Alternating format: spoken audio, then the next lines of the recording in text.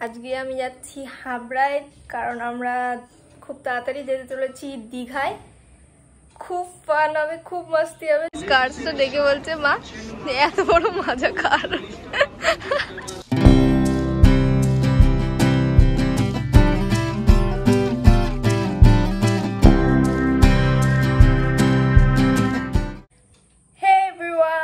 Welcome to my new blog. তো আজকে আমরা যাচ্ছি হাবড়ায়। কিসের জন্য গেস করো। আজকে আমি যাচ্ছি হাবড়ায়, কারণ আমরা খুব তাড়াতাড়ি যেতে চলেছি দীঘায়।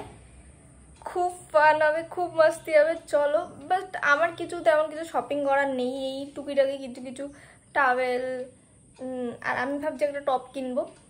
এই যাবো, একটু টুকিটাকি কেনাকাটি করব। আর আজকে যাচ্ছি আমি আর আমার মা। তো চলো, হেভি মজা হবে। আর আসতে চলেছে খুব ইন্টারেস্টিং ভিডিও। তাই তোমরা যদি এখনো চ্যানেল সাবস্ক্রাইব না করে থাকো তাহলে অবশ্যই করে নিও, কারণ খুব তাড়াতাড়ি খুবই সুন্দর ব্লগ আসতে চলেছে। তো চলো আজকে যাই। তো চলো। তো এখন আমি আর আমার মা বেরোবো। আর বাইরে দারুণ মেঘ করেছে, কে জানে বৃষ্টি হবে নাকি। বাট ফিঙ্গার ক্রস যেন না হয়, তাহলেই ভালো হয়, তাহলে একটু শপিংটা করতে পারবো।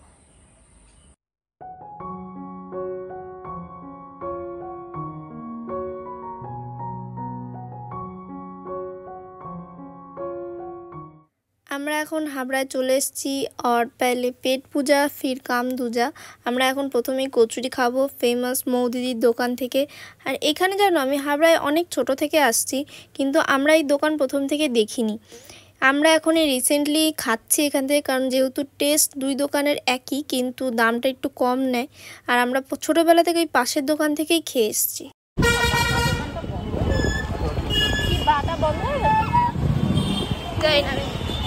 যাই হোক, আমরা এখন যাচ্ছি বিশাল মার্টে।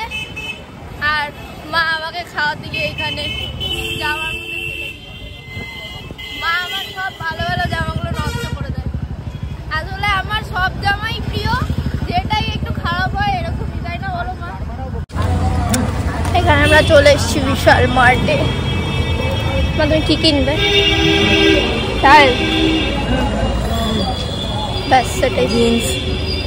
হ্যাঁ,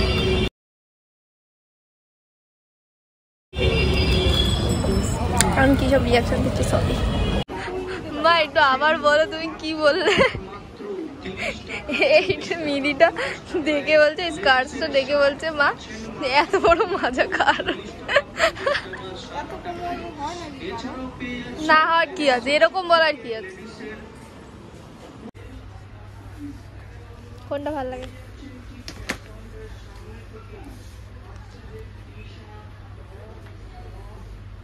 এটাও বড় মা। না, একটাই আমার তো মনে হয় সিঙ্গেল অনেক। দেখো, খুলে দেখো।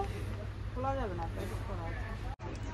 খুঁজে পেয়েছো ফাইনালি? এই কালার নেবে না, কিন্তু এইরকম ওই ধরনের জল টানবে, এইগুলো তো জল। এই ওরকম ধরনের মধ্যে নেই মনে হয়। এইটাও তো ছোট।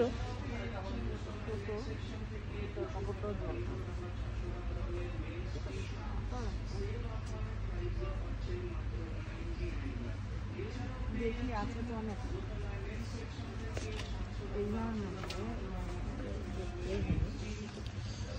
হ্যাঁ, তুমি এত চুজি, আমি হাঁপিয়ে গেছি।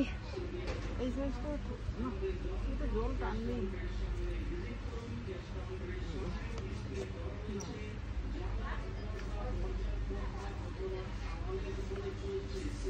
এইটা কিন্তু আমার এরকম একটা আছে, এরকম এইটা না, এরকম ধরনের একটা আছে, এই কালার।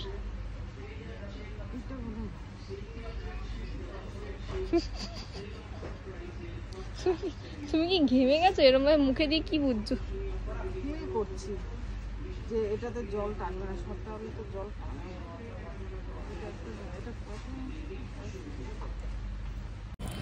এখানে আমাদের শপিং হয়ে গেছে। আর এইবার আমার মা আগে থেকে মনে করিয়ে দিয়েছে যে ব্যাগ নিয়ে যেতে হবে, কারণ বিশাল মার্টের ব্যাগ আমাদের পছন্দ না। যাই হোক, এখন যাব।